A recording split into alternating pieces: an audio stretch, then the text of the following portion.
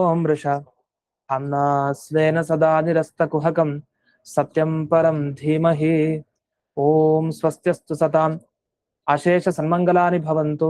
सम्यक् श्लोकैक श्रवण पठन मात्रेण भक्तुश्च श्रोतॄणां निखिल कलिकृत कल्मष अपनोदन पटुतरे श्रीमद्भागवते महापुराणे तृतीय स्कंधे दशमाध्याये अद्य कथानुवादे सति किंचित् पूर्व कथानुवादः।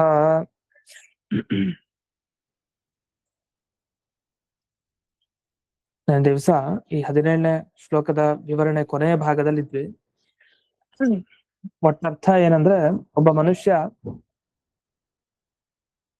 ಆಸೆ ಪಡೋದೇನೋ ನಿಜ, ನಾನು ಇಷ್ಟು ವರ್ಷ ಬದುಕ್ಬೇಕು, ಇನ್ನು ಜಾಸ್ತಿ ಬದುಕ್ಬೇಕು ಅಂತ ಆಸೆ ಪಡೋದು ನಿಜ. ಆದ್ರೆ ಕಾಲರೂಪಿ ಪರಮಾತ್ಮ ಅದಕ್ಕೆ ತಡೆ ಹಿಡಿತಾನೆ, ಅಷ್ಟೊಂದು ವರ್ಷ ಕೊಡಲ್ಲ. ಯಾಕೆಂದ್ರೆ ವ್ಯರ್ಥವಾಗಿ ಅವನು ಜನ್ಮ ಕಳೀತಾನೆ, ಅದಕ್ಕೆ ಅವಕಾಶ ಕೊಡ್ಬೇಕು. ಕೆಲವ್ರು ಪಾಪ ಸಾಧನೆಗೆ ಅಂತ ಬಿಟ್ಬಿಡ್ತಾನೆ ಕೆಲವ್ರನ್ನ, ಅದೇ ಸಾಮಾನ್ಯವಾಗಿ ಹಾಕ್ಬಿಡಲ್ಲ. ಆದ್ರಿಂದ ಏನು ಅಂದ್ರೆ ಎಚ್ಚರ ಕೊಟ್ಟಿದ್ದು ಈ ಹಿಂದಿನ ಶ್ಲೋಕದಲ್ಲಿ, ಯಾವದಾಯುಹು ನಿಷಿದ್ಧಂ ತ್ಯಾಜ್ಯಂ ವಿಹಿತಂಚ ಅನುಷ್ಠೇಯಂ. ಅಷ್ಟೇ, ಎಷ್ಟು ಆಯುಷ್ಯ ಇದೆಯೋ ಅಲ್ಲಿವರೆಗೆ ನಿಷಿದ್ಧ ಕರ್ಮ ಬಿಡಿ, ವಿಹಿತ ಕರ್ಮ ಮಾಡಿ. ಇದು ಎರಡು ಆದೇಶವನ್ನ ಬ್ರಹ್ಮದೇವರು ಈ 17ನೇ ಶ್ಲೋಕದಲ್ಲಿ ಹಿಂದಕ್ಕೆ ತಿಳಿಸಿದ್ದಾರೆ. ಇದಾದ್ಮೇಲೆ ಮುಂದಕ್ಕೆ ಹೋಗೋಣ. 18ನೆಯ ಶ್ಲೋಕ. ಯಸ್ಮಾತ್ ಬಿಭೇಮಿ ಅಹಮಪಿ ದ್ವಿಪರಾರ್ಧಧಿಷ್ಣ್ಯಂ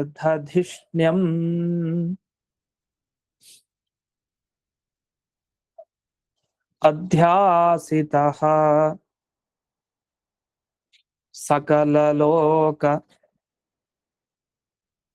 ನಮಸ್ಕೃತಂ ಯತ್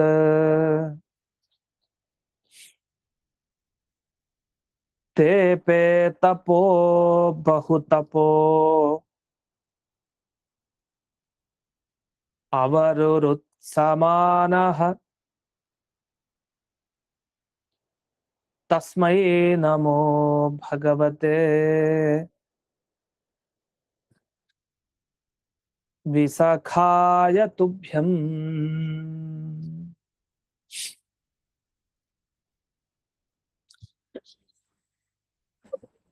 ಈ ಶ್ಲೋಕದ ಅರ್ಥವನ್ನು ಕೇಳಿದಾಗ ಗಾಬರಿ ಆಗತ್ತೆ ಖಂಡಿತ. ಯಾಕೆಂದ್ರೆ ಬ್ರಹ್ಮದೇವರು ಒಂದ್ ಮಾತು ಹೇಳ್ತಾರೆ, ಅವ್ರಿಗೆ ಭಯ ಆಗ್ತಾ ಇದೆಯಂತೆ.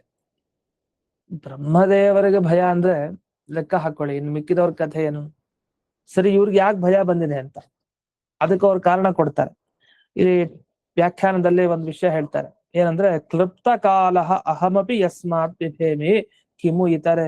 ಅವರು ಅದನ್ನ ಹೇಳ್ತಾರೆ, ಅಲ್ಲ ನನಗೆ ಒಂದಿಷ್ಟು ಸಮಯ ಅಂತ ನಿಗದಿಪಡಿಸಿದಂದೆ ದೇವ್ರು ಬ್ರಹ್ಮದೇವರಿಗೆ, ಅವ್ರಿಗೂ ಒಂದಿಷ್ಟು ವರ್ಷ ಅಂತ ಅವ್ರ ಸಾಧನೆ ಮುಗಿಲಿಕ್ಕೆ. ಆದ್ರಿಂದ ನನಗೇ ಒಂದು ಕಾಲದ ಮಿತಿ ಇದೆ, ನಾನೇ ಭಯ ಪಡ್ತಾ ಇದ್ದೀನಿ, ಇನ್ನು ಮಿಕ್ಕಿದವ್ರ ಕಥೆ ಏನು. ಹಾಗಾಗಿ ನಾವೆಲ್ಲ ಏನ್ ಮಾಡ್ಬೇಕು ಗೊತ್ತಾ, ಅದನ್ನ ಬ್ರಹ್ಮದೇವರು ಹೇಳ್ತಾ ಇರೋದು. ಏನ್ ಮಾಡ್ಬೇಕಂದ್ರೆ ಕಾಲ ಅಂತರ್ಯಾಮಿಯಾದ ಆ ಶ್ರೀಹರಿಯ ಅನುಗ್ರಹ ಸಂಪಾದನೆ ಮಾಡ್ಬೇಕು. ಆದ್ರೆ ಕಾಲರೂಪಿ ಪರಮಾತ್ಮನ ಅನುಗ್ರಹ ಬಹಳ ಮುಖ್ಯ. ಇವರೆಲ್ಲ ಏನ್ ಕಾಲ ಇದೆ ಟೈಮು, ಆ ಕಾಲದ ಒಳಗಡೆ ಇರುವಂತಹ ಪರಮಾತ್ಮನ ಪ್ರಸಾದ ಮುಖ್ಯ. ಆ ಪ್ರಸಾದ ಇಲ್ದೇನೆ ಉಪಯೋಗ ಏನು. ಆದ್ರಿಂದ ಪುಣ್ಯ ನಿಚಯಂ ಸಂಪಿಪಾದಯಿಷುಭಿ. ಯಾರು ನಾನು ಪುಣ್ಯ ಸಂಪಾದನೆ ಮಾಡ್ಬೇಕು ಅಂತಿದಾರೋ, ಮೊದಲಿಗೆ ನೀವು ಕಾಲರೂಪಿ ಪರಮಾತ್ಮನ ಅನುಗ್ರಹ ಸಂಪಾದನೆ ಮಾಡಿ. ಅದಕ್ಕೆ ಎಲ್ಲ ಯಾವುದೇ ಸಮಯದಲ್ಲಾದ್ರೂ ಕಾಲ ನಿಯಾಮಕ, ಕಾಲಾಂತರ್ಯಾಮಿ, ಕಾಲಸ್ವರೂಪಿ, ಹೀಗೆ ನಾವೆಲ್ಲ ಈ ರಾಯರ ಗ್ರಂಥಗಳನ್ನ ನೋಡ್ಬಹುದು. ಪ್ರಾತಃ ಸಂಕಲ್ಪ ಗದ್ಯ, ಸರ್ವ ಸಮರ್ಪಣ ಗದ್ಯ ಎಲ್ಲ. ಯಾಕೆ ಈ ಕಾಲದ ಬಗ್ಗೆ ಅಷ್ಟು ಮಹತ್ವ ಕೊಡ್ತಾರೆ ಅಂದ್ರೆ ಇದಕ್ಕೆ. ಭಾಗವತ ಓದಿದ್ರೆ ಅದೆಲ್ಲ ಬರುತ್ತೆ, ಆತರ ರಚನೆಗಳು. ಅದರಿಂದ ಅಷ್ಟು ಗ್ರಂಥಾವಲೋಕನ ಆದಾಗ ಸಹಜವಾಗಿ ಬರೋ ಸ್ತೋತ್ರ ಅಥವಾ ಯಾವ್ದೋ ಗ್ರಂಥ ಬರೆದ್ರೆ ಹಾಗೆ ಸೇರುತ್ತೆ. ಯಾಕೆ ಮುಖ್ಯ ಏನೋ ಅದನ್ನೆಲ್ಲ ಅಲ್ಲಿ ಹೇಳಿರ್ತಾರೆ. ಅದ ಕಾಲದ ಒಳಗಡೆ ಇರೋ ಆ ಶ್ರೀಹರಿಯ ಪ್ರಸಾದ ಮುಖ್ಯ. ಯಾರ್ಯಾರು ಪುಣ್ಯ ಸಂಪಾದನೆ ಮಾಡ್ತಿರೋ ಅಂತ ಈ ಅಭಿಪ್ರಾಯದಿಂದ ಹೇಳಲಿಕ್ಕೆ ಹೊರಡ್ತಾರೆ. ಇನ್ನೊಂದು ಅಂಶ, ಅಲ್ಲ ಭಗವಂತ ಇಡೀ ಜಗತ್ತನ್ನು ಸಂಹಾರ ಮಾಡಿದ್ರೆ ನಿಜ, ಅವನು ಕಾಲ ಅಂತ ಅನಿಸ್ಕೊಳ್ತಾನೆ. ಇನ್ನೊಬ್ರು ಪ್ರಶ್ನೆ ಮಾಡ್ತಾರೆ, ಈ ಶ್ಲೋಕ ಯಾಕೆ ಹೊರಟಿದೆ ಅನ್ಲಿಕ್ಕೆ. ದೇವರನ್ನ ಯಾಕೆ ಕಾಲ ಅಂತ ಅನ್ಬೇಕು? ಕಲನಾತ್ ಕಾಲಹ ಅಂತ, ಎಲ್ಲರನ್ನು ತನ್ನ ತನ್ನ ಬಳಿಗೆ ಸೆಳೆದುಕೊಳ್ತಾನೆ, ಅದಕ್ಕೆ ಕಾಲ ಅಂತ ಕರೀತಾರೆ. ಕಲನ ಮಾಡೋನ್ಗೆ ಕಾಲ ಅಂತ ಕರೀತಾರೆ. ಕಲನಂ ಅಂದ್ರೆ ಸಂಕಲನಂ, ಒಂದ್ ಕಡೆ ಸಂಕಲನ ಮಾಡೋದು ಅಂತ ಹೇಳ್ತೀವಲ್ಲ, ಸಂಕಲನ ಅಂತ ಕನ್ನಡದಲ್ಲಿ ಬಹಳ ಪ್ರಸಿದ್ಧ ಪದ. ಸಂಕಲನ ಅಂದ್ರೆ ಎಲ್ಲ ಸೇರಿಸಿ ಒಂದ್ ಪ್ರಬಂಧ, ಸಂಕಲನ ಮಾಡೋದು, ಸಂಗ್ರಹ ಅನ್ನೋ ತರ. ಹಾಗೆ ಇವನು ಕಲನ ಮಾಡ್ತಾನೆ, ಅಲ್ಲಿ ಸಂ ಬಿಟ್ಟಿದ್ದಾರೆ ಅಷ್ಟೇ. ಕಲನಾತ್ ಕಾಲಹ, ಎಲ್ಲವನ್ನ ತನ್ನ ಬಳಿಗೆ ಸೆಳೆದುಕೊಳ್ತಾನೆ ಅಂದ್ರೆ ಪ್ರಳಯ ಕಾಲದಲ್ಲಿ ತನ್ನ ಉದರದ ಒಳಗಡೆ ಬಾಯಿಯ ಮುಖಾಂತರ ಹಾಕೊಳ್ತಾನೆ, ಎಲ್ಲ ಅವನ ಬಾಯಿ ಒಳಗಡೆ ಹೋಗಿ ಸೇರ್ಕೊಳ್ತೀವಿ. ಪ್ರಳಯ ಅವನು ಉಂಟು ಮಾಡ್ತಾನೆ. ಆದ್ರೆ ಇಲ್ಲೇನ ಹೇಳ್ತಾ ಇದಾರೆ, ಇಲ್ಲ ಅವನು ಇಡೀ ಜಗತ್ತಿನ ಸಂಹಾರ ಮಾಡೋನಲ್ಲ. ಕುತಃ? ಯಾಕೆಂದ್ರೆ ದ್ವಾ ಸುಪರ್ಣ ಇತ್ಯಾದಿ ಶ್ರುತ್ಯ ಲೋಕ ಸಖತ್ವಾವಗಮಾತ್, ಅವನು ನಮ್ ಸ್ನೇಹಿತ. ಸ್ನೇಹಿತ ಯಾರಾದ್ರೂ ನಮಗ್ ತೊಂದರೆ ಕೊಡ್ತಾನೆ? ಯಾವ ಸ್ನೇಹಿತನು ತೊಂದರೆ ಕೊಡಲ್ಲ, ಸ್ನೇಹಿತನಾಗಿದ್ದೆ. ಇಲ್ಲ ದುಷ್ಟ ಆದ್ರೆ ಅದು ಬೇರೆ ಮಾತು. ದ್ವಾ ಸುಪರ್ಣ ಸಯುಜಾ ಸಖಾಯ ಸಮಾನಂ ವೃಕ್ಷಂ ಪರಿಶಸ್ವಜಾತೆ ತಯೋರನ್ಯ ಪಿಪ್ಪಲಂ ಸ್ವಾದುವತ್ತಿ ಅನಷ್ಟನ್ನನ್ಯೋ ಅಭಿಚಾಕಶೀತಿ ಅಂತ. ಇದು ದ್ವೈತ ಸಿದ್ಧಾಂತದವರಿಗೆ ಒಳ್ಳೆ ವೇದ ಮಂತ್ರ, ಮಧ್ವ ಸಿದ್ಧಾಂತ ಫಾಲೋ ಮಾಡೋರ್ಗೆ. ಯಾಕೆ? ಭೇದ ಶ್ರುತಿ ಅಂತ ಇದನ್ನ ಕರೀತಾರೆ. ಇದರಲ್ಲಿ ಸ್ಪಷ್ಟವಾಗಿ ಜೀವ ಪರಮಾತ್ಮ ಬೇರೆ, ಭೇದ ಇದೆ ಇಬ್ರಿಗೂ ಅಂತ ಹೇಳುವಂತ ಒಂದು ವೇದ ವಾಕ್ಯ ಇದು. ನಮ್ಗದು ಅರ್ಥ ಹೇಳಿದ್ರೆ ಗೊತ್ತಾಗ್ಬಿಡತ್ತೆ ಸ್ವಲ್ಪ. ಒಂದು ಮರದಲ್ಲಿ 2 ಹಕ್ಕಿ ಇದೆ ಅಂದ್ರೆ ಅರ್ಥ ಆಗ್ಬಿಡತ್ತೆ, ಓ ಆ ಕಥೆನ ಅಂತ. ಮರದಲ್ಲಿ 2 ಹಕ್ಕಿ ಇದೆ, ಒಂದು ದಪ್ಪಗಿದೆ, ಇನ್ನೊಂದು ಚಿಕ್ಕದಾಗಿದೆ. ದಪ್ಪಗಿರೋದು ಏನು ತಿನ್ನಲ್ಲ, ಚಿಕ್ಕದಾಗಿರೋದು ಏನ್ ತಿಂದ್ರು ದಪ್ಪಕ್ಕಾಗಲ್ಲ. ತಾತ್ಪರ್ಯ ಅಂದ್ರೆ ಏನ್ ಅಭಿಪ್ರಾಯ? ಒಬ್ಬ ಜೀವ, ಇನ್ನೊಂದು ಪರಮಾತ್ಮ. ಪರಮಾತ್ಮ ಅವನು ಫಲ ಭೋಗ ಅವನಿಗೆ ಬೇಕಾಗಿಲ್ಲ. ಎಲ್ಲಾ ಕಡೆ ಅವನು ನಂಗೆ ಅದು ಬೇಕು ಇದು ಬೇಕು ಅಂತ ಅವನು ಅನುಭವಿಸಲ್ಲ. ಪದಾರ್ಥಗಳಿಂದ ಅವ್ನಿಗೇನು ಆಗ್ಬೇಕಾಗಿದ್ದಿಲ್ಲ. ಅವ್ನ್ ದಪ್ಪಗಿದ್ದಾನೆ ಅಂತ ದಷ್ಟಪುಷ್ಟವಾಗಿ ಆರಾಮಾಗಿ ಇದ್ದಾನೆ ದೇವ್ರು, ಅವ್ನಿಗೇನು ತೊಂದರೆ ಇಲ್ಲ ಅಂತ ಅರ್ಥ. ಜೀವನಿಗೆ ಹಾಗಲ್ಲ, ಎಷ್ಟೇ ತಿಂದ್ರು ಏನೋ ಒಂದು ಅವನಿಗೆ ಕಷ್ಟಗಳಿರತ್ತೆ. ಅದನ್ನ ಅನಶ್ನನ್ ಅನ್ಯಹ, ತಿಂದೇನೆ ಒಬ್ಬ ಬೆಳಗ್ತಾ ಇದ್ದಾನೆ, ಇನ್ನೊಬ್ಬ ಸ್ವಾದು ಹತ್ತಿ ಚೆನ್ನಾಗಿ ತಿಂತಾನೆ, ಆದ್ರೂ ಇರೋದು ಹಾಗೆ ಅಂತ. ಈ ತರ ಇದೆ. ಈ ವೇದವಾಕ್ಯ ಈಗ ಯಾಕೆ ಬಂತು ಅಂದ್ರೆ, ಇಲ್ಲಿ ದ್ವಾ ಸುಪರ್ಣ, 2 ಪಕ್ಷಿ. ಸುಪರ್ಣ ಅಂದ್ರೆ 2 ಪಕ್ಷಿ, ಸುಪರ್ಣ ಅನ್ನೋದಕ್ಕೆ ಒಳ್ಳೆ ರೆಕ್ಕೆಗಳಿರುವಂತಹದಕ್ಕೆ ಸುಪರ್ಣ ಅಂತ ಕರೀತಾರೆ. ಅದು ದ್ವಾ, 2 ಇದೆ. ಸಖಾಯ ಅಂತ ಒಂದು ಶಬ್ದ ಬಳಸ್ತಾರೆ, ಇದೆರಡು ಸ್ನೇಹಿತ ಅಂತ. ಅಂದ್ರೆ ಆ ಪಕ್ಷಿಗಳೆರಡು ಜೊತೆಗಿರುತ್ತೆ. ಒಂದ್ ಪಕ್ಷಿ ಇನ್ನೊಂದಕ್ಕೆ ತೊಂದರೆ ಕೊಡುತ್ತೆ, ಇನ್ನೊಂದ್ ಪಕ್ಷಿ ಇನ್ನೊಂದಕ್ಕೆ ತೊಂದರೆ ಕೊಡುತ್ತೆ ಅಂತಿಲ್ಲ. ಇಲ್ಲಿ ಜೀವ ಅನ್ನೋ ಪಕ್ಷಿಯನ್ನ ಪರಮಾತ್ಮ ಅನ್ನೋ ಪಕ್ಷಿ ಕಾಪಾಡ್ತಾನೆ. ಹಾಗಾದ್ರೆ ಸಖಾಯ ಅನ್ನೋ ಶಬ್ದ ಬಳಸಿದಾಗ ಇಡೀ ಲೋಕಕ್ಕೆ ಅವನೊಬ್ಬ ಸ್ನೇಹಿತ ಅಂತ ಆಯ್ತು ಪರಮಾತ್ಮ. ಸ್ನೇಹಿತನಾದವನು ಯಾರಾದ್ರೂ ಪ್ರಳಯ ಮಾಡ್ತಾನ, ತೊಂದರೆ ಕೊಡ್ತಾನ, ಅವನ್ ಕಥೆನೆ ಮುಗಿಸ್ತಾನ ಪಕ್ಕದಲ್ಲಿರೋ ಸ್ನೇಹಿತನನ್ನ? ಇಲ್ಲ.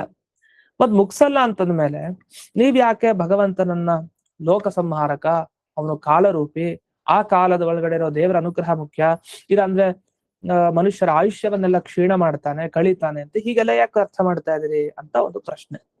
ಅದಕ್ಕೆ ಇಲ್ಲ ಇಲ್ಲ ಹಾಗಲ್ಲ, ಭಗವಂತ ಅವನು ಸಖ ಅಲ್ಲ, ಅವನು ವಿಸಖ ಅಂತ ಅನಿಸ್ಕೊಳ್ತಾರೆ. ವಿಸಖ, ವಿಸಖ ಅಂದೇನು ಸ್ನೇಹಿತ ಅಲ್ಲ ಅಂತ ಅರ್ಥ ಅಲ್ಲ. ತನ್ನ ಕೆಲಸ ಮಾಡೋದ್ರಲ್ಲಿ ಇನ್ನೊಬ್ಬರ ಅಪೇಕ್ಷೆ ಇಲ್ದೇ ಇರೋನು ಅಂತ ಅರ್ಥ. ಅವನಿಗೆ ಸ್ನೇಹಿತರು ಬೇಕಾಗಿಲ್ಲ. ಸ್ನೇಹಿತರು ಯಾರಿಗ್ ಬೇಕು? ನಮ್ ಕೆಲಸ ನಾವೊಬ್ರೇ ಮಾಡ್ಕೊಳ್ಳಿಕ್ಕಲ್ಲ, ಅವನ್ ಸಹಾಯ ಬೇಕು ಅಂತ ಇನ್ನೊಬ್ರು ಅವಶ್ಯಕತೆ ಇರುತ್ತೆ. ದೇವರಿಗೆ ಹೀಗಿಲ್ಲ, ಅದನ್ನ ಅವನು ವಿಸಖ, ಸಖಾನೂ ಹೌದು ವಿಸಖಾನೂ ಹೌದು. ಮತ್ತೆ ಈಗ ಸಂಹಾರ ಮಾಡ್ತಾನೆ ಇಲ್ವಾ ಜಗತ್ತಿಂದು, ಅದ್ರ ಬಗ್ಗೆ ಈಗ ಹೇಳ್ತಾರೆ ಬ್ರಹ್ಮದೇವರು ಈ ಶ್ಲೋಕದಲ್ಲಿ. ತಸ್ಮೈ ನಮೋ ಭಗವತೆ ವಿಸಖಾಯ ತುಭ್ಯಂ. ಅಂತಹ ನಿನಗೆ, ವಿಸಖ ಅಂದ್ರೆ ಯಾರ ಮತ್ತೊಬ್ಬರ ಅಪೇಕ್ಷೆ ಇಲ್ಲದೆ ಇರುವಂತಹ ನಿನಗೆ, ಪೂಜ್ಯನಾದ ನಿನಗೆ ನಮಸ್ಕಾರ ಅಂತ ಹೇಳಿದ್ರು. ಬ್ರಹ್ಮದೇವರು ಹೇಳ್ತಾರೆ ಮೊದಲನೇ ಮಾತಿಲ್ಲಿ, ಯಸ್ಮಾತ್ ಬಿಭೇಮಿ ಅಹಮಪಿ, ನಾನೂ ಯಾವ ಕಾರಣದಿಂದ ಹೆದರ್ಕೊಳ್ತಾ ಇದ್ದೀನೋ ನಿನ್ನಿಂದ. ಯಾಕೆ ದೇವರು ಬ್ರಹ್ಮದೇವರಿಗೆ ಹೆದರಿಸಿದ್ರ? ದೇವ್ರು ಯಾಕೆ ಬ್ರಹ್ಮದೇವ್ರಿಗೆ ಹೆದರಿಸ್ಬೇಕು? ಬ್ರಹ್ಮದೇವರೇ ಹೆದರ್ಕೊಂಡ್ಬಿಟ್ಟಿದ್ದಾರೆ. ಯಾಕೆ ಹೆದರ್ಕೊಂಡಿದ್ದಾರೆ ಅಂದ್ರೆ ಅವ್ರು ಹೇಳ್ತಾರೆ, ದ್ವಿಪರಾರ್ಧಧಿಷ್ಣ್ಯಂ ಅಧ್ಯಾಸಿತೋ ಅಹಮಪಿ. ವಸ್ತುತಃ ನಾನು ದ್ವಿಪರಾರ್ಧ, ಪರಾರ್ಧ ಅಂದ್ರೆ ಬ್ರಹ್ಮದೇವರ ಆಯುಷ್ಯ 2, 50, 50, 100 ವರ್ಷ. 100 ವರ್ಷ ನಾನು ನನ್ನ ಸತ್ಯಲೋಕದಲ್ಲಿ ಇರ್ತೇನೆ, ಆಮೇಲೆ ಮುಕ್ತಿಗೆ ಹೋಗ್ತೇನೆ. 100 ವರ್ಷ ನನ್ನ ಸ್ಥಾನದಲ್ಲಿ ಇರ್ತೀನಿ ನಾನು, ನನ್ನ ವರ್ಷ ಅಷ್ಟಿದೆ. ಅಷ್ಟಿದ್ರೂ ಕೂಡ ನನಗೆ ಭಯ ಆಗ್ತಾ ಇದೆ ಈ ಕಾಲರೂಪಿ ಪರಮಾತ್ಮನಿಂದ. ಯಾಕೆ? ಆಮೇಲೆ ನಾನು ಇರಲ್ವಲ್ಲ, ಅವ್ನು ಕಸ್ತ್ಕೊಂಡ್ಬಿಡ್ತಾನಲ್ಲ ನನ್ನನ್ನ ಅಂತ ನಾವ್ ಅನ್ಕೊಳ್ಬಹುದು. ಪಂಚಾಂಗ ಶ್ರವಣ ನಾವೆಲ್ಲ ಮಾಡ್ತಾ ಇರ್ತೀವಿ ವರ್ಷದ ಮೊದಲಿಗೆ. ಅದು ಪ್ರತಿನಿತ್ಯ ಮಾಡ್ಬೇಕು, ಪ್ರತಿನಿತ್ಯ ನೋಡ್ಬೇಕು ಪಂಚಾಂಗನ. ಅದಿರ್ಲಿ, ಪಂಚಾಂಗ ಶ್ರವಣದಲ್ಲಿ ಏನ್ ಮಾಡ್ತಾರೆ, ಬ್ರಹ್ಮದೇವರ ಆಯುಷ್ಯಮಾನ ಹೇಳ್ತಾರೆ. ಅದು ನಮಗ್ ಗೊತ್ತು. ಯಾಕೆ ಬ್ರಹ್ಮದೇವರ ಆಯುಷ್ಯಮಾನ ಕೇಳ್ಬೇಕು? ಅವರು ಅಷ್ಟೊಂದು ಆಯುಷ್ಯ ಇದೆ ಬ್ರಹ್ಮದೇವರಿಗೆ, ನಮಗೂ ಒಂದು ಆಯುಷ್ಯ ಅನುಗ್ರಹ ಮಾಡ್ಲಿ ಸ್ವಲ್ಪ ಜಾಸ್ತಿ ಅಂತ, ಆಯುಷ್ಯ ಅಭಿವೃದ್ಧಿ ಆಗ್ಲಿ ನಮ್ಗೆ ಅಂತ, ಮನುಷ್ಯರಿಗೆಲ್ಲ. ಅಂತ ಆಯುಷ್ಯ ಎಷ್ಟು ಬ್ರಹ್ಮದೇವದೊಂದೇ. ಈಗ ದ್ವಿಪರಾರ್ಧೆ ಅಂತೆಲ್ಲ ಹೇಳ್ತೀವಲ್ಲ ಸಂಕಲ್ಪ ಮಾಡ್ಬೇಕಾದ್ರೆ, ಬ್ರಹ್ಮದೇವರ ಆಯುಷ್ಯ ಅಂದ್ರೆ ಅದು ಅತಿ ದೀರ್ಘ ಕಾಲ. ಅವರಷ್ಟು ಯಾರು ಬದುಕಿರೋದೇ ಇಲ್ಲ, ಅಂಥ ದೀರ್ಘವಾದ ಆಯುಷ್ಯ. ಅಂಥ ದೀರ್ಘ ಆಯುಷ್ಯ ಇದ್ದ ಬ್ರಹ್ಮದೇವರೇ ನನಗ್ ಭಯ ದೇವರಿಂದ, ಯಾಕಂದ್ರೆ ಅವ್ನ ಕಾಲರೂಪಿ ಪರಮಾತ್ಮ ನನ್ನನ್ನ ಗ್ರಾಸ ಮಾಡ್ತಾನೆ, ಆಹಾರವಾಗಿ ತಗೊಂಡ್ಬಿಡ್ತಾನೆ ಅಂತಂದ್ರೆ ಇನ್ ಮಿಕ್ಕಿದವ್ರ ಕಥೆ ಏನು? ಅವರಷ್ಟು ಆಯುಷ್ಯ ಯಾರಿಗಿದೆ? ಅವರೇ ಹೆದರ್ಕೊಳ್ತಾ ಇದ್ದಾರೆ. ಸರಿ, ಹೆದರ್ಕೊಂಡು ಏನ್ ಮಾಡಿದ್ರು? ಬರೀ ಹೆದರಿಕೆಯಲ್ಲೇ ಹಾಗೆ ಯೋಚನೆ ಮಾಡ್ತಾ ಇದ್ರ? ಇಲ್ಲ, ಹೇಳ್ತಾರೆ ಬಹು ತಪಃ ಅವರುರುತ್ಸಮಾನಃ. ನನಗೆ ಮೋಕ್ಷ ಬೇಕು, ಮೋಕ್ಷದಲ್ಲಿ ನಾನು ಅತಿ ಆನಂದ ಪಡಿಬೇಕು, ಜ್ಞಾನ ಪಡಿಬೇಕು ಪೂರ್ಣವಾಗಿ. ಅದಕ್ಕೆ ನಾನು ಅದು ಬೇಕು ಅಂತ ಹೇಳಿ ತಪಸ್ಸನ್ ಮಾಡ್ಲಿಕ್ಕೆ ಶುರು ಮಾಡಿದೆ, ಅಂದ್ರೆ ದೇವರ ಧ್ಯಾನ ಮಾಡ್ಲಿಕ್ಕೆ ಶುರು ಮಾಡಿದೆ. ಹಾಗಾಗಿ ಇಂಥ ಧ್ಯಾನಕ್ಕೆ ಗೋಚರನಾಗಿ ನೀನು ಮುಂದೆ ಬಂದು ನಿಂತಿದ್ಯಾ ಸ್ವಾಮಿ, ನಿನಗೆ ನಮಸ್ಕಾರ ಅಂತ ಬ್ರಹ್ಮದೇವರು ಪರಮಾತ್ಮನಿಗೆ ನಮಸ್ಕಾರ ಮಾಡಿದ್ದಾರೆ. ಯಾಕಂದ್ರೆ ಬ್ರಹ್ಮದೇವರಿಗೆ ಈಗ ಮುಂದೆ ದೇವರು ಇದ್ದಾನೆ, ಅವನನ್ನು ಸ್ತೋತ್ರ ಮಾಡ್ತಾ ಇದ್ದಾರೆ. ಈಗ ಎಷ್ಟೋ ಶ್ಲೋಕಗಳಾಗೋಯ್ತು ಅವನು ಸ್ತೋತ್ರ ಮಾಡ್ತಾ ಮಾಡ್ತಾ. ಹಾಗಾದ್ರೆ 100 ವರ್ಷಗಳ ಕಾಲ ತಮ್ಮ ಸತ್ಯಲೋಕದಲ್ಲಿ ಇದ್ರೂ ಬ್ರಹ್ಮದೇವರಿಗೆ ಈ ರೀತಿ ಭಯ ಆಗ್ತಾ ಇದೆ ಅಂದ್ರೆ, ಇನ್ನು ಮಿಕ್ಕಿದವರು ಬಹಳ ಎಚ್ಚರಗೊಂಡು ಸದಾ ದೇವರ ಉಪಾಸನೆಯನ್ನ ಮಾಡ್ಬೇಕು. ಯಾಕೆ? ಉನ್ನತ ಸ್ಥಾನ ಮೋಕ್ಷ ಪಡಿಲಿಕ್ಕೆ, ಅಲ್ಲಿ ಉತ್ತಮವಾದ ಆನಂದವನ್ನ ಪಡಿಲಿಕ್ಕೆ ಅಂತ ಅರ್ಥ. ಇಷ್ಟು ಇದರ ಅಭಿಪ್ರಾಯ. ಅಷ್ಟೇ ಅಲ್ದೇನೆ ಇಲ್ಲಿ ತಪಸ್ಸನ್ ಮಾಡಿದೆ ಅಂತ ಅವ್ರು ಹೇಳ್ತಾರೆ. ತಪಸ್ಸು ಅಂದ್ರೆ ಏನು ಅಂತ ಒಂದು ವಿವರಣೆ ಮಾಡಿದ್ದಾರೆ ಟಿಪ್ಪಣಿಲಿ. ತಪಃ ಸಂತಾಪಾತ್ಮಕಂ ಆಲೋಚನೆ. ಒಂದು ಸಂತಾಪ ಅಂದ್ರೆ ಈಗ 5 ಕಡೆ ಬೆಂಕಿ ಇಟ್ಕೊಂಡ್ಬಿಡೋದು, ಎಲ್ಲಾ ಕಡೆ ಆ ಬೆಂಕಿಯ ತಾಪ ಆಗ್ಬೇಕು, ಮಧ್ಯೆ ಇವನ್ಗೂ ತಪಸ್ ಮಾಡ್ಬೇಕು. ಆ ತರನೂ ತಪಸ್ಸಾಗ್ಬಿಡುದು ಬ್ರಹ್ಮದೇವ್ರದ್ದು. ಅಥವಾ ಆಲೋಚನ ಅಂದ್ರೆ ಯಾವಾಗ್ಲೂ ದೇವರಲ್ಲಿ ಮನಸ್ಸನ್ನ ಮುಳುಗಿಸೋದು, ಜ್ಞಾನ, ಯಾವಾಗ್ಲೂ ದೇವ್ರ ಬಗ್ಗೆ ಚಿಂತನೆ, ಅದು ಒಂದು ತಪಸ್ಸು. ಒಂದ ಸಂತಾಪ, ಒಂದ ಆಲೋಚನೆ, ಈ ಎರಡೂ ಬ್ರಹ್ಮದೇವರು ತಾವು ಪಡೆದಿದ್ರು. ಹಾಗಾಗಿ ಅವರಿಗೆ ಎಂದೆಂದಿಗೂ ಕೂಡ ಮರಣ ಬರ್ಲೇ ಇಲ್ಲ, ಯಾವಾಗಲೂ ಆರಾಮಾಗಿದ್ರು, ತಮ್ಮ ಸ್ಥಾನದಲ್ಲಿತ್ತು. ಯಾಕೆಂದ್ರೆ ವಿಸಖ, ಯಾರಿಂದ ವಿಗತಃ ಸಖ ಅಂದ್ರೆ ಯಾರಿಂದ ಮರಣ ಅನ್ನೋದೇ ಇಲ್ವೋ ಅಂಥ ವ್ಯಕ್ತಿಯಾದ ದೇವರನ್ನ ಹಿಡಿದಿದ್ರಿಂದ ಬ್ರಹ್ಮದೇವರಿಗೆ ಆರಾಮಾಗಿ ಅವರ ಸ್ಥಾನದಲ್ಲಿ ಇಡೀ ಲೋಕ ನಮಸ್ಕಾರ ಮಾಡ್ತಾ ಇದೆ ಬ್ರಹ್ಮದೇವರಿಗೆ. ಅಂಥ ಒಂದು ಉತ್ತಮ ಪದವಿ, ಸತ್ಯಲೋಕ ಪದವಿಯಲ್ಲಿ ತಾವು ಕೂತ್ಕೊಂಡಿದ್ರು. ಇಷ್ಟು ಈ ಶ್ಲೋಕದ ಅಭಿಪ್ರಾಯ. ಇದಾದ್ಮೇಲೆ ಮುಂದಕ್ಕೆ ಹೇಳ್ತಾರೆ, ಮುಂದಿನ ಶ್ಲೋಕದ ಅವತರಣಿಕೆಯಲ್ಲಿ, ಈಗ ಜ್ಞಾನ ಏನೋ ಬ್ರಹ್ಮದೇವರಿಗೆ ಅಷ್ಟೊಂದಿದೆ, ಹಾಗಾಗಿ ಅವರು ತಪಸ್ಸನ್ನು ಮಾಡ್ತಾರೆ, ಅವ್ರಿಗೆ ದೇವರ ಅನುಗ್ರಹನೂ ಆಗತ್ತೆ. ಆದ್ರೆ ಈ ತಿರ್ಯಕ್ ಯೋನಿಗಳು ಅಂತ ಇದೆ. ತಿರ್ಯಕ್ ಯೋನಿ ಅಂದ್ರೆ ಈ ಪಶು ಪಕ್ಷಿ ಕ್ರಿಮಿ ಕೀಟ ಇವೆಲ್ಲ ಜನ್ಮ ಪಡೆಯೋದು. ಈ ಜನ್ಮಕ್ಕೆಲ್ಲ ಬಂದಾಗ ಏನಾಗುತ್ತೆ, ಜ್ಞಾನ ಇರಲ್ಲ, ಲೋಪ ಆಗೋಗುತ್ತೆ. ನಾವು ನೋಡ್ಬಹುದು ಪಶು ಪ್ರಾಣಿಗಳಿಗೆ ಜ್ಞಾನ ಇರುತ್ತೆ, ಮನುಷ್ಯರಿಗೆ ಇಲ್ವಂತೆ, ಪಶುಗಳಿಗೆ ಪ್ರಾಣಿಗಳಿಗೆ ಏನಿರುತ್ತೆ ಅಂತ ದಿವ್ಯವಾದ ಜ್ಞಾನ ಬರ್ಲಿಕ್ಕೆ ಸಾಧ್ಯ ಇಲ್ಲ. ಶಾಸ್ತ್ರ ಓದ್ಲಿಕ್ಕೆ ಅಂತ ಪಶುಗಳು ಆಗಲ್ಲ.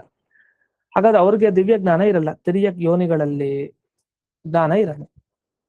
ಅದಕ್ಕೆ ಭಗವಂತ ಏನ್ ಮಾಡ್ದ, ಅದೇ ತಿರ್ಯಕ್ ಯೋನಿ ತಗೊಂಡು ತೋರಿಸ್ದ, ನೋಡಿ ಎಷ್ಟು ಜ್ಞಾನ ನನಗಿದೆ ಅಂತ. ಮೀನಿಗೇನಿರತ್ತೆ ಜ್ಞಾನ, ಅಯ್ಯೋ ಮತ್ಸ್ಯನಾಗ್ ಬಂದ, ವರಾಹನಾಗ್ ಬಂದ, ಸಿಂಹನಾಗಿ ಬಂದ, ಕೂರ್ಮನಾಗ್ ಬಂದ. ಈ ತರ ಎಲ್ಲ ಪಶು ಪ್ರಾಣಿಗಳ ರೂಪದಲ್ಲಿ ಭಗವಂತ ಅನೇಕ ಪ್ರಕಟವಾಗಿದ್ದಾನೆ, ಅನೇಕ ರೀತಿ ಪ್ರಕಟ ಆಗಿ ಏನ್ ತೋರಿಸಿದಾನೆ ಅಂದ್ರೆ, ಈ ಬೇರೆ ಯಾರು ಆ ತರದ ಪರಾಕ್ರಮವನ್ನು ತೋರಿಸ್ಲಿಕ್ಕೆ ಬರಲ್ಲ. ಅಂಥ ಪರಾಕ್ರಮವನ್ನ ತನ್ನ ಜ್ಞಾನದಿಂದ ಆನಂದಗಳಿಂದ ತುಂಬಿದ ದೇಹದಿಂದ ಅವನು ತೋರಿಸಿದಾನೆ. ಈಗ ನಮಗೇನ್ ಅರ್ಥ ಆಯ್ತು ಅಂದ್ರೆ, ಓಹೋ ಎಂತೆಂಥ ಯೋನಿಯಲ್ಲಿ ದೇವರ ಅವತಾರ ಮಾಡಿದ್ರು, ಒಂದ್ ಮೀನಾಗ್ ಬಂದ್ರು, ಒಂದು ಆಮೆಯಾಗಿ ಬಂದ್ರು, ಒಂದು ವರಾಹವಾಗಿ ಬಂದ್ರು, ಸಿಂಹನಾಗ್ ಬಂದ್ರು, ಅವನು ಮಾತ್ರ ಪರಿಪೂರ್ಣ. ಎಂದೆಂದಿಗೂ ಅವನು ಯಾವುದೇ ಯೋನಿನ್ ಪಡಿಲಿ ಅವನ್ ಪರಿಪೂರ್ಣ. ಮನುಷ್ಯರ ಹಾಗಲ್ಲ, ಮನುಷ್ಯ ಮೀನಾಗ್ಬಿಟ್ರೆ ಕಷ್ಟ, ಮತ್ತ ಆ ಜನ್ಮ ದುಃಖ ಎಲ್ಲ ಅನುಭವಿಸ್ಲೇಬೇಕು. ಆಮೆ ಆದ್ರೆ ಆಮೆಗೆ ಏನೇನು ದುಃಖನೂ ಇವನು ಅನುಭವಿಸ್ಲೇಬೇಕು. ಆದ್ರೆ ದೇವರಿಗೆ ಹಾಗಲ್ಲ. ಹಾಗಾದ್ರೆ ಅವನ ಪರಾಕ್ರಮ ಎಷ್ಟು ದೊಡ್ಡದು. ಹಾಗಾಗಿಯೇ ವಿಹಾರ ಮಾಡ್ತಾ ಇದ್ದಾನೆ ದೇವರು, ಅನೇಕ ರೂಪ ತಗೊಂಡು ಪಶು ಆಗಿ ಬರ್ತಾನೆ, ಪ್ರಾಣಿಯಾಗಿ ಬರ್ತಾನೆ, ಎಲ್ಲಾ ಶರೀರ ಹೊತ್ಕೊಂಡ್ ಬಂದು ಮನುಷ್ಯರನ್ನು ಉದ್ಧಾರ ಮಾಡ್ಲಿಕ್ಕೆ ಬರ್ತಾ ಇದ್ದಾನೆ. ಅದನ್ನ ನಾವೇನ್ ಮಾಡ್ಬೇಕು, ಅವನ ಅನುಗ್ರಹವನ್ನ ಹೇಗಾದ್ರೂ ಮಾಡಿ ಸಂಪಾದನೆ ಮಾಡ್ಬೇಕು. ಯಾಕೆಂದ್ರೆ ಅವನ ಬಗ್ಗೆ ನಮಗೆ ಅಜ್ಞಾನ ಬರಬಾರ್ದು. ಆದ್ರೆ ದುಷ್ಟರು ಇರ್ತಾರಲ್ಲ ಅವ್ರಿಗೆ ಎಂದಿಗೂ ಜ್ಞಾನನೇ ಬರಲ್ಲ ದೇವ್ರದು. ಅದು ಬಹಳ ಆಶ್ಚರ್ಯ ಅನಿಸ್ತಾ ಇದೆ ನನಗೆ.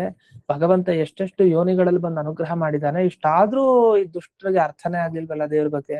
ಅದನ್ನು ಹೇಳ್ತಾರೆ ಇಲ್ಲಿ ಬ್ರಹ್ಮದೇವರು. ಅಷ್ಟೇ ಅಲ್ಲ, ಇನ್ನೊಂದು ಆಕ್ಷೇಪ ಬರುತ್ತಂತೆ ಶ್ಲೋಕದಲ್ಲಿ, ಈ ಮುಂದಿನ ಶ್ಲೋಕ ಹೊರಡೋದಕ್ಕೆ. ಈಗ ಭಗವಂತ ಎಲ್ಲರನ್ನು ಸಂಹಾರ ಮಾಡ್ತಾನೆ, ಅವನ್ ದೊಡ್ಡವನು ಅಂತ ಹೇಳಿದ್ರಿ. ಆದ್ರೆ ತಪ್ಪಲ್ವಾ? ಯಾಕೆಂದ್ರೆ ಅವನು ಮತ್ಸ್ಯ, ಕೂರ್ಮ, ವರಾಹ ಇತ್ಯಾದಿಗಳ ಯೋನಿಗಳಲ್ಲಿ ಬಂದ, ಅವನಿಗೂ ಅಜ್ಞಾನ ದುಃಖ ಯಾಕಿರಬಾರ್ದು ಅಂತೆಲ್ಲ ಪ್ರಶ್ನೆ ಮಾಡ್ಕೊಂಡು, ಇಲ್ಲ ಅವನಿಗೆ ಯಾವುದೇ ದೋಷಗಳು ಇಲ್ಲ, ಅವನು ಯಾವಾಗ ಯಾವಾಗ ಏನೇನ್ ಅವತಾರ ಹೊತ್ಕೊಂಡ್ ಬಂದೋ ಎಲ್ಲಾ ಅವತಾರದಲ್ಲೂ ಸುಖವಾಗೇ ಇದ್ದ, ನಾಟಕ ಮಾಡ್ತಾ ಇದ್ದ, ಲೋಕದಲ್ಲಿರೋ ಜನರಿಗೆ ಅನುಕೂಲ ಆಗ್ಲಿ, ಅವ್ರು ಅರ್ಥ ಮಾಡ್ಕೊಳ್ಳಿ ಅಂತ. ಈ ಅಭಿಪ್ರಾಯದಿಂದ ಈ 19ನೇ ಶ್ಲೋಕ ಹೊರಟಿದೆ ಅಂತ ಹೇಳ್ತಾರೆ. ಈಗ 19ನೇ ಶ್ಲೋಕ. ತಿರಿಯಂಗ್ ಮನುಷ್ಯ ವಿಬುಧಾದಿಷು ಜೀವಯೋನಿಷು ಆತ್ಮೇಚ್ಛಯಾತ್ಮಕೃತ ಸೇತು ಪರೀಪ್ಸಯಾಯಃ.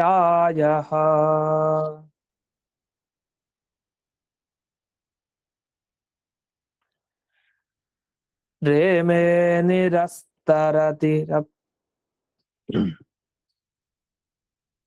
ರಪ್ಯುಪಲಬ್ಧ ಕಾಷ್ಠಃ.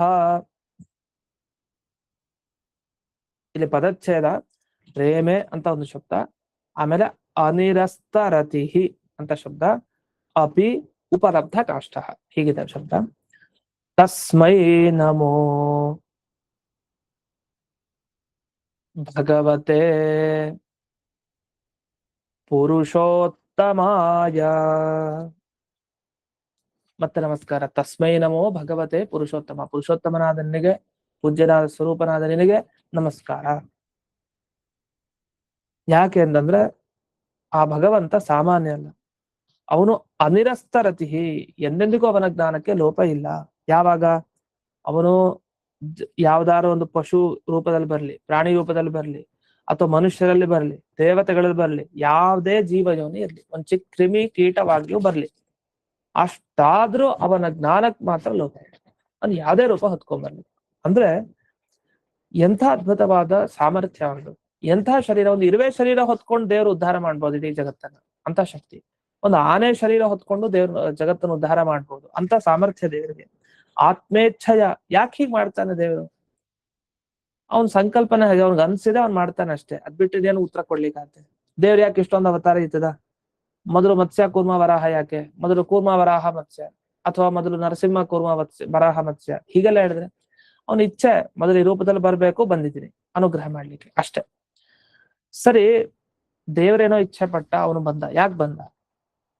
ಆತ್ಮಕೃತ ಸೇತು ಪರೀಪ್ಸಯ, ತಾನು ಹಾಕಿದ್ನಲ್ಲ ಧರ್ಮ ಮಾಡ್ಬೇಕು ಅಂತ ಒಂದು ವ್ಯವಸ್ಥೆ ಮಾಡಿದ್ನಲ್ಲ, ಅದನ್ನ ಕಾಪಾಡ್ಲಿಕ್ಕೆ ತಾನು ಬಂದ. ಇದಂದ್ರೆ ಯಾಕೆ ಬರ್ಬೇಕು ದೇವ್ರು ಎಷ್ಟೊಂದು ರೂಪ ಹೊತ್ಕೊಂಡು? ಈ ಧರ್ಮನೆಲ್ಲ ಹಾಳು ಮಾಡ್ಬಿಡ್ತಾರೆ ಈ ಜನರು, ತಾಮಸರು ಜನರು, ದುಷ್ಟರಿದ್ದಾರೆ. ಏನೇನು ವೇದ ಸ್ಮೃತಿ ಏನೇನು ಧರ್ಮಾಚರಣೆಗಳ ಬಗ್ಗೆ ಹೇಳಿದೆ ಎಲ್ಲವನ್ನ ಬಿಡ್ತಾರೆ. ಹಾಗಾಗಿ ಕಾಲ ಕಾಲಕ್ಕೆ ಅದನ್ನೆಲ್ಲ ಕಾಪಾಡ್ಲಿಕ್ಕೆ ಪರಮಾತ್ಮ ತಾನು ಬಂದಿದ್ದಾನೆ. ಇಂಥ ಪರಮಾತ್ಮ ಉಪಲಬ್ಧ ಕಾಷ್ಠ, ಯಾವಾಗಲೂ ಕಾಷ್ಠ ಅಂದ್ರೆ ಪೀಕ್ ಅವಸ್ಥೆ, ಕೊನೆ ಪಕ್ವಾವಸ್ಥೆ, ಆನಂದದ ಪಕ್ವಾವಸ್ಥೆಯನ್ನ ಯಾವಾಗಲೂ ಪಡೆದಿರುವಂತಹ ಏಕೈಕ ವ್ಯಕ್ತಿ ಪರಮಾತ್ಮ. ಅಂಥ ಪುರುಷೋತ್ತಮನಾದ ನಿನಗೆ ನಮಸ್ಕಾರ ಅಂತ. ಯಾಕಂದ್ರೆ ಆನಂದ ತಾರತಮ್ಯ ನಿಲ್ಲೋದೇ ಕೊನೆಗೆ ಅವನಲ್ಲಿ. ಅಂದ್ರೆ ಇವನಿಗಿಂತ ಲೋಕದಲ್ಲಿ ಅನ್ಕೊಳ್ಬಹುದು, ನಮಗಿಂತ ಅವ್ರು ತುಂಬಾ ಚೆನ್ನಾಗಿದ್ದಾರೆ, ಒಳ್ಳೆ ಸುಖ ಇದೆ. ಅವ್ರು ಅನ್ಕೊಳ್ತಾರೆ ನಮಗಿಂತ ಇನ್ನೊಬ್ರು ಚೆನ್ನಾಗಿದ್ದಾರೆ, ಅವ್ರು ಸುಖವಂತರು. ಅವನು ಅನ್ಕೊಳ್ತಾನೆ ಇನ್ನೊಬ್ಬ. ಹೀಗೆ ಹೋಗ್ತಾ ಹೋಗ್ತಾ ಆನಂದದ ತಾರತಮ್ಯ ನಿಲ್ಲೋದೆಲ್ಲಿ ಅಂದ್ರೆ ಅದು ದೇವರಲ್ಲಿ ಮಾತ್ರ. ದೇವರಿಗಿಂತ ಮತ್ತೊಬ್ಬ ಆನಂದ ಇರೋ ವ್ಯಕ್ತಿ ಯಾರು ಸಿಗ. ಹಾಗಾಗಿ ಆನಂದ ತಾರತಮ್ಯಕ್ಕೆ ಕೊನೆಯ ವಿಶ್ರಾಂತಿ ಅಂದ್ರೆ ಅದು ಉಪಲಬ್ಧ ಕಾಷ್ಠ. ಅಲ್ಲಿ ಆನಂದ ತೃಪ್ತಿ ಪಡ್ಕೊಂಡ್ಬಿಟ್ಟಿದೆ. ಇನ್ ಮುಂದೆ ಇದಕ್ಕಿಂತ ಆನಂದ ಅನ್ನೋದೇ ಇಲ್ಲ ಅಂತ ಅದಕ್ಕೆ ಅರ್ಥ ಆಗಿದೆ. ಆ ತರ ಅಷ್ಟು ಆನಂದ ಪರಮಾತ್ಮನಿಗಿದೆ. ಅವನು ಪುರುಷೋತ್ತಮ, ಅನೇಕ ಜೀವ ಯೋನಿಗಳಲ್ಲಿ ಬರ್ತಾನೆ. ಅವನ ಮುಖ್ಯ ಕಾರ್ಯ ಧರ್ಮ ರಕ್ಷಣೆ, ತಾನು ಹಾಕಿದ ಧರ್ಮ ಪಾಲನೆ ಮಾಡೋದೇ ಅವನ ಮುಖ್ಯ ಕರ್ತವ್ಯ. ಇಷ್ಟು ಬಂತು. ಇಲ್ಲಿ ಪರೀಪ್ಸ ಅಂತ ಒಂದು ಶಬ್ದ ಬಂದಿದೆ. ಪರೀಪ್ಸ ಅನ್ನೋದು ಅಪರೂಪದ ಶಬ್ದ, ಅದಕ್ಕೆ ಪಾಲನೆ ಮಾಡೋದು ಅಂತ ಅರ್ಥ. ಪರೀಪ್ಸ, ಪಾಲನೆ ಮಾಡ್ಬೇಕು ಅನ್ನೋ ಇಚ್ಛೆ ಇರೋನು ಆ ಪರಮಾತ್ಮ, ಆ ಪಾಲನೆ ಮಾಡುವಂತಹ ಇಚ್ಛೆ, ಅದನ್ನ ಪರೀಪ್ಸ ಅಂತ ಕರೀತಿದ್ದಾರೆ. ಇಷ್ಟಾಗಿ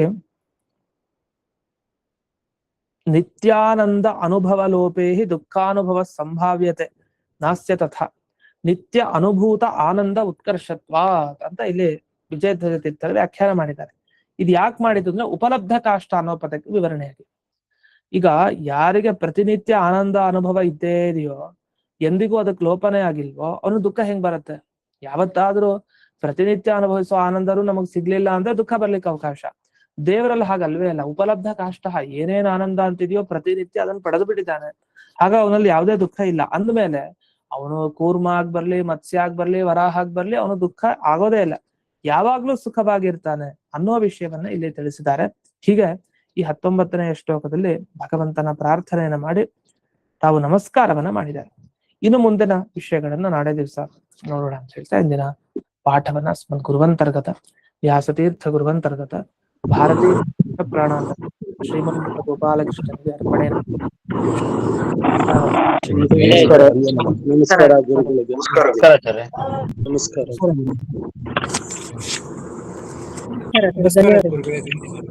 ನಮಸ್ಕಾರ.